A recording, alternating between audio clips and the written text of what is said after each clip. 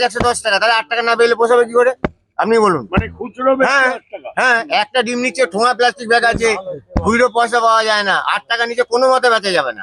যে কাউকে নিয়ে গিয়ে লকআপে করে দিলাম, 4 দিন থাকলো, বেরিয়ে এলো, এটা সমাধান নয়। কারণ আমরা তো ট্রেডার অর্গানাইজেশন করি, সেই জন্য আমরা চাইছি যাতে এরা নিজেরা বোঝে, এরা গভর্নমেন্টের সাথে যে প্রচেষ্টা চলছে তাতে কোঅপারেট করে, জিনিসের দাম স্থিতিশীল হয়।